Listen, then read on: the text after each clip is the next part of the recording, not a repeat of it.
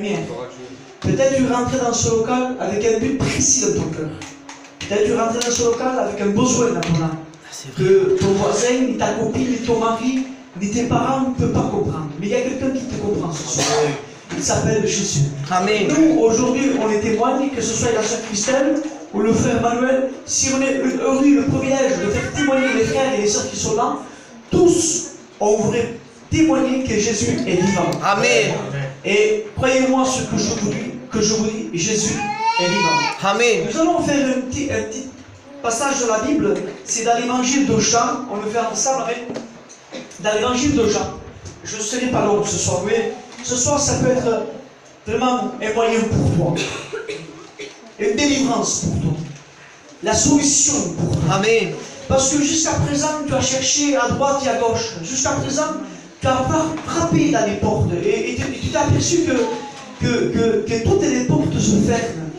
Mais laisse-moi te dire, mon ami, toi qui es là ce soir, ne te trompe pas. Frappe à la bonne porte. La porte, c'est Jésus. La Bible dit que Jésus est mort. Quelle tristesse. Mais non, souriez parce que Jésus est vivant. Et Jésus l'a dit que le troisième jour est ressuscité. Et il est vivant aujourd'hui, il se trouve parmi nous, à l'église du Clément-les-Vaux. Alors nous allons prendre l'évangile de Jean, au chapitre 7. Manuel nous a fait l'allusion de sa maladie, de sa femme, l'accident terrible qu'ils ont eu avec sa mère, et sa tristesse dans son cœur qu'il a eu pendant ces années. Et plus il voulait s'en sortir de son problème qu'il avait, parce qu'il a passé un problème par rapport à l'accident qu'il a eu, et lui, en croyant de se marier, en croyant d'être heureux, eh bien, il s'est aperçu qu'il s'est trompé. Pourquoi? Parce que la maladie a frappé à sa porte. Sa femme, la Carmen, a été gravement malade. Et lui, il a été touché dans son cœur, parce qu'il se disait, j'ai souffert par rapport à la mort, je m'entends, mon frère, à la mort, la perte de ma mère. Et en cherchant un bonheur avec une femme qui disait peut-être je vais trouver le bonheur, mais il s'est trompé. Parce que la maladie aujourd'hui, tu peux être en bonne santé, mais on ne peut pas savoir ce qui peut se passer demain. Moi qui vous prêche ce soir, moi qui vous parle ce soir, j'ai été touché par la maladie. Non pas moi, mais mon fils. Et j'ai un fils qu'aujourd'hui il a 16 ans, mais à l'âge de 5 ans, pour ceux qui connaissent l'histoire, je vous demande pardon de le répéter, mais pour ceux qui n'ont jamais écouté ces témoignages, écoutez bien. Mon fils, à l'âge de 5 ans, a été malade. Une petite veine de ce cerveau a éclaté. Et moi, je disais que tout allait bien, et bien je me suis trompé. Mon fils a été gravement malade. Il était entre la vie et la mort. On lit dans l'évangile de Jean, au chapitre 5, au chapitre 1. Ce soir, je ne vous le cache pas, je ne peux vous le cacher. Mais il y a des influences sataniques qui ne veulent pas que l'on prêche la parole de Dieu.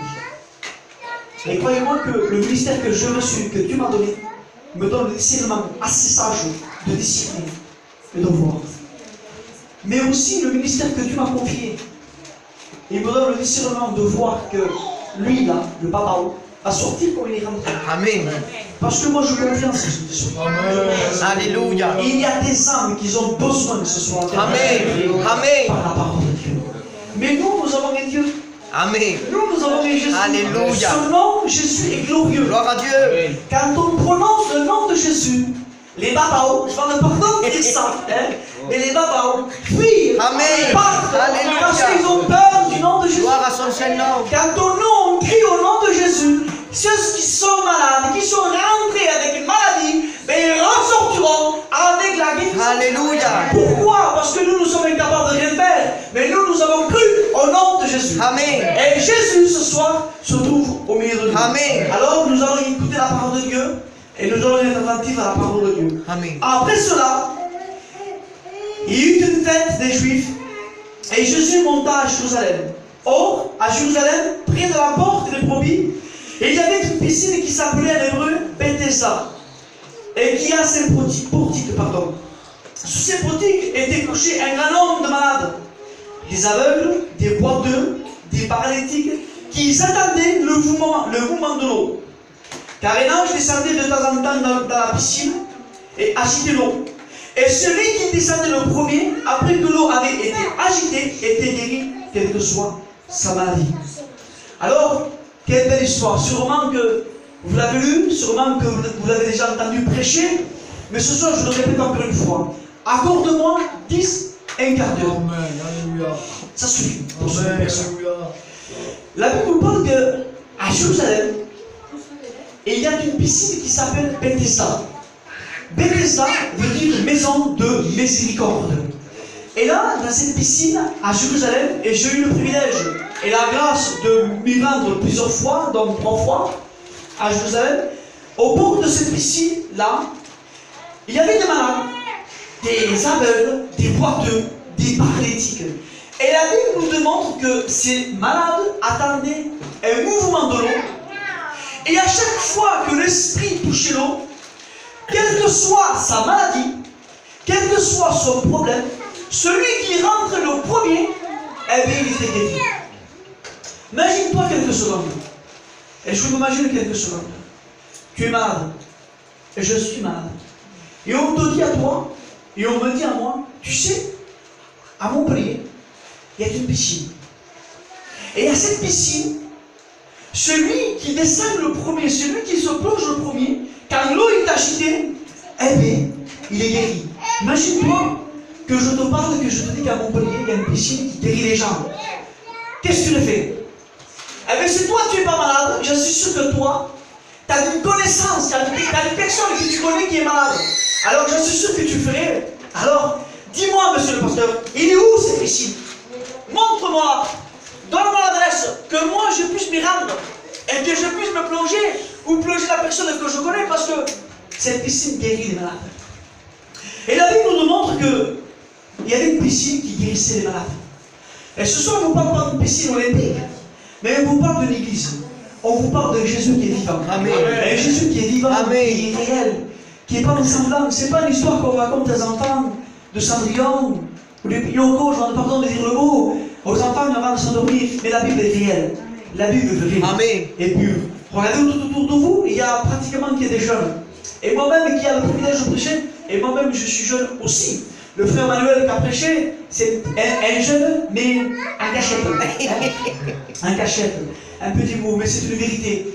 Parce que Dieu est vivant. Amen. Dieu est réel. Et ce soir, on ne Dieu. prêche pas une piscine qui guérit, mais on prêche Jésus qui guérit. Amen. Et non seulement qui guérit, mais qui libère. Alléluia. Les personnes qui sont prises par le péché, par le mal. Parce que le diable, le but du diable, c'est de faire pécher les êtres humains.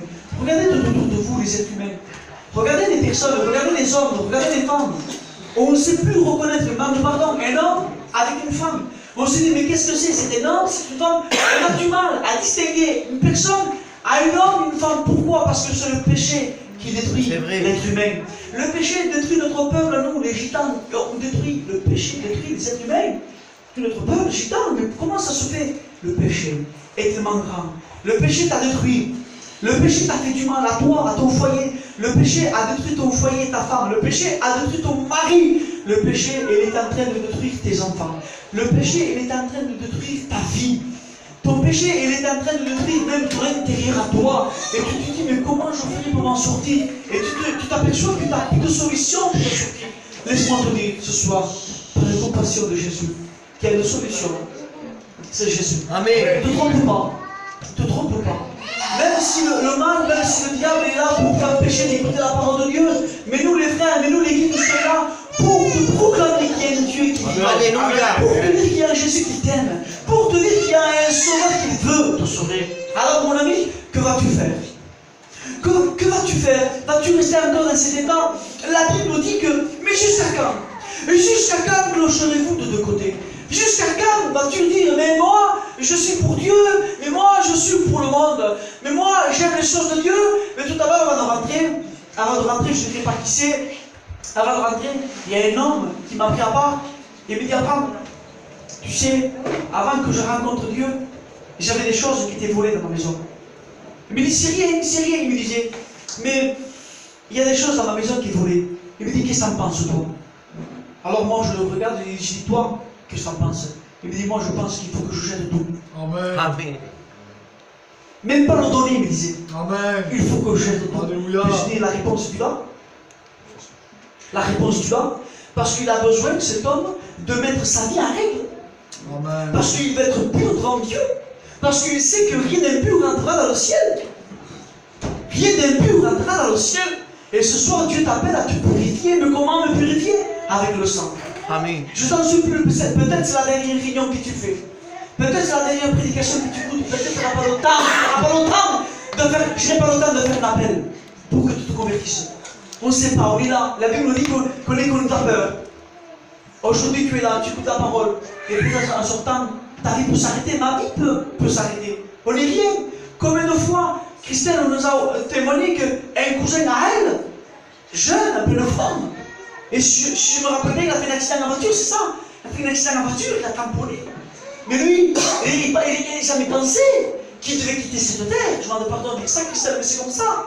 On ne peut pas savoir ce qui peut se passer demain. On ne peut pas dire que demain on sera là. Quelle est la personne aujourd'hui qui est capable de dire moi demain je serai là? Quelle est la personne? Ne lève pas ta main parce qu'il y a la personne qui pourra dire je suis capable moi demain d'être là. Personne ne peut le dire. Parce qu'on est rien. On est rien. Combien de fois on a parlé des personnes et ensuite on a entendu parler de cette personne de l'université? Parce qu'on est rien. Ton cœur à toi, c'est comme une bombe. Il bat. Notre cœur, mon cœur, il bat. Il bat. Notre cœur n'est pas branché à rien. Mon cœur n'est pas branché à une prise. Mon cœur il bat je ne sais pas comment. Et ton cœur il bat je ne sais pas comment. Et il bat. Mais le jour que ton cœur va décider de s'arrêter, le jour que ton cœur va décider de s'arrêter, il ne va pas demander de compte à ta femme, ni à tes parents, ni à ton mari. S'ils vont pleurer, non. La mort quand il vient, quand tu rentres dans une vie, il rentre. Il n'envoie pas une carte de visite en disant telle heure, tel jour, je veux venir. Par contre, nous, on a une carte d'identité, née le 22 février 1984, c'est moi. Amen. À Montpellier. Amen. Monsieur Gracias Jonathan Abraham, né tel jour, telle date. Mais par contre, je n'ai pas de carte d'identité. Quel jour je veux quitter cette terre? Quelle est la personne qui a une carte d'identité? Quand est-ce que je vais mourir? Quelle est la personne aujourd'hui? Non, personne. On ne sait pas. On ne sait pas à quel âge, 20 ans, 30 ans, 40 ans, 50 ans, 90 ans, dire la Bible. Il a pris des quoi? On n'est rien. Ça ne sert à rien de continuer dans cette vie s'il n'y a pas Jésus. Ça ne sert à rien de continuer de vivre. Oh, un jour, j'ai entendu parler d'un homme, il disait, moi, mon meilleur ami, c'est mon portefeuille, il me disait. Ah, ton meilleur ami, c'est ton portefeuille, toi. Ah, mais si tu perds ton portefeuille, tu as perdu ton meilleur ami.